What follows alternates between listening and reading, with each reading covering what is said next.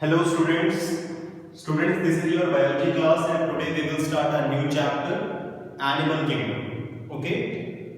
तो इससे पहले जनरली हम डिस्कस कर लेते हैं कि एनिमल किंगडम के क्या क्या कैरेक्टरिस्टिक्स हैं. Okay, well we all knows our earth is a home to various kind of living organism. ठीक है, उसमें से कुछ एनिमल्स हैं, कुछ प्लांट्स हैं. ठीक है, और एनिमल्स और प्लांट्स में भी उनका जो कैरेक्टराइजेशन है, हर एक एनिमल और प्लांट में अलग अलग सिमिलैरिटी है.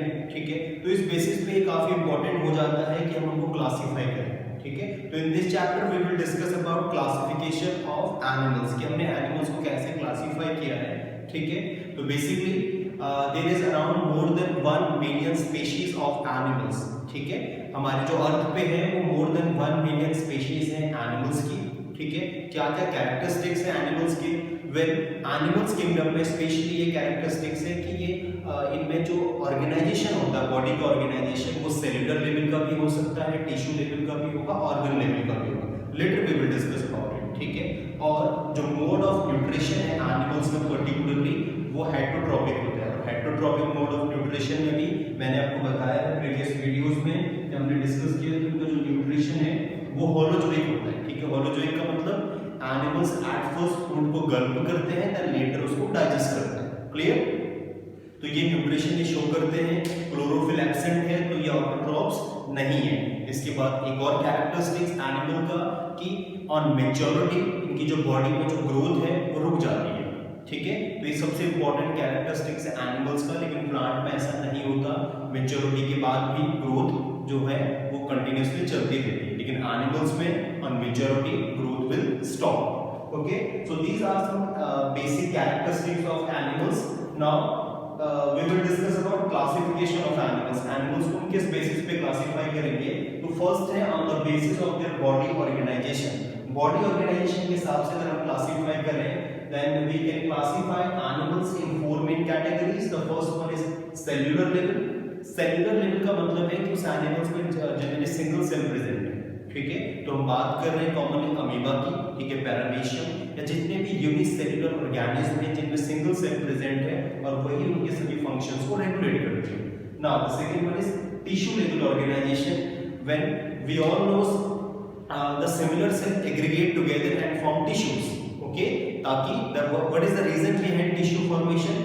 To divide their labour. अपने काम को डिवाइड करने के लिए सिमिलर सेल्स आपस में कंबाइन होके या एग्रीगेट होके टिश्यू बनाएंगे. ठीक है, तो जब सिमिलर सेल्स कंबाइन होकर टिश्यू बनाए और वही टिश्यू लेवल ऑर्गेनाइजेशन किसी एनिमल के फंक्शंस को रेगुलेट करे तो हम कहते हैं tissue level organization. Similarly similar tissues combine together and will form organs.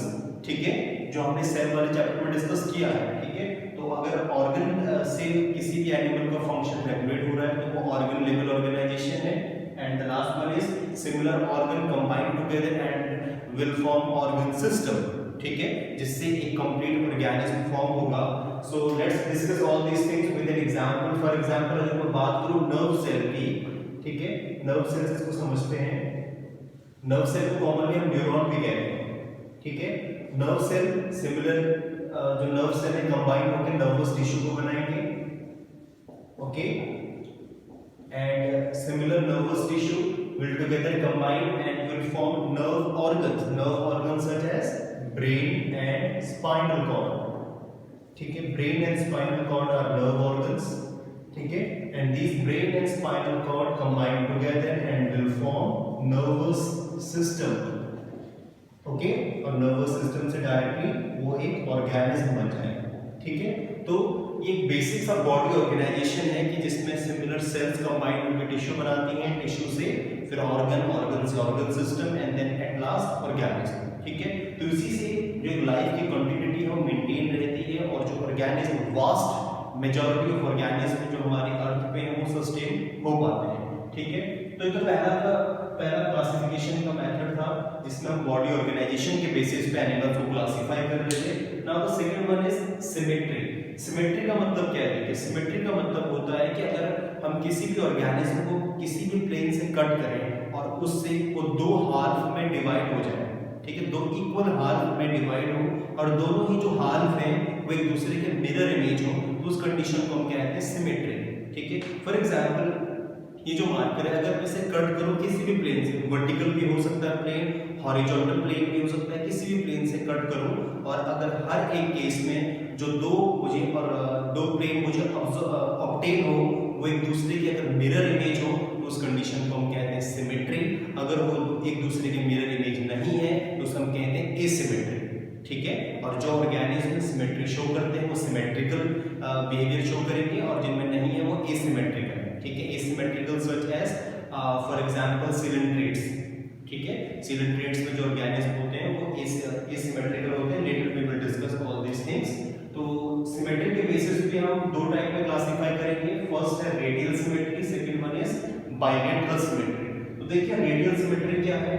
The symmetry in which body is divisible into two exactly halves. Most important, ऐसी symmetry जिसमें बॉडी दो एग्जैक्टली इक्वल हाल्व्स में या इक्वल पार्ट में, आप यहाँ पे part भी कह सकते हैं, बाय एनी प्लेन, किसी भी प्लेन से।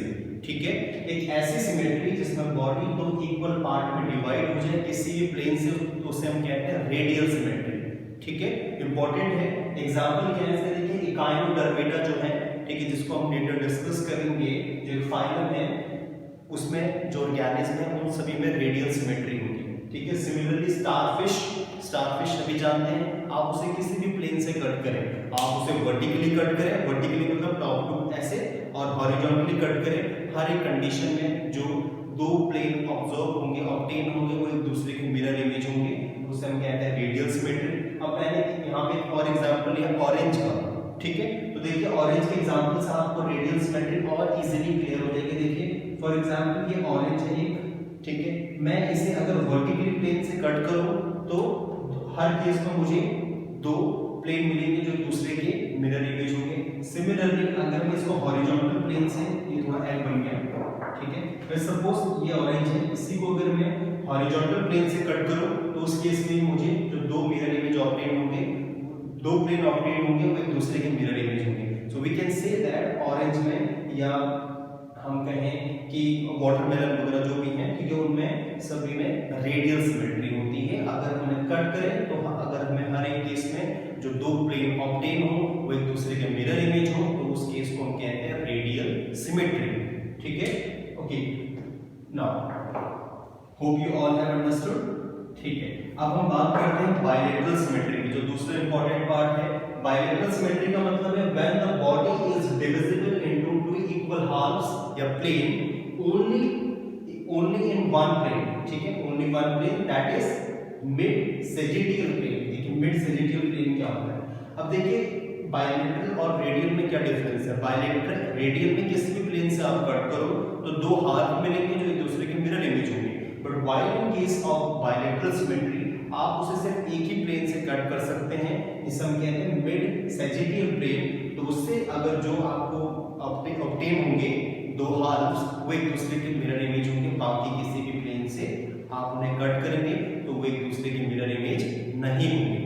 ठीक है, तो उस सिमेट्री को हम कहते हैं बाइलेटरल सिमेट्री। जैसे ये देखिए मार्कर है, इसमें बाइलेटरल सिमेट्री है। ठीक है, अगर मैं इसको यहाँ से कट करूँ हॉरिजॉन्टली तो मुझे जो ऑब्टेन होंगे प्लेन वो एक दूसरे की मिरर इमेज नहीं होगी। द रीजन भी इस पार्ट में कैप है, ठीक है, लेकिन इस पार्ट में कैप नहीं है, तो ये एक दूसरे के मिरर इमेज नहीं है। Hope you all have understood. ठीक है, तो मैं इसे कैसे कट कर सकता हूँ? मैं इसे कट कर सकता हूँ वर्टिकली, और वर्टिकल प्लेन को हम कहते हैं मिड सेजिटियल प्लेन।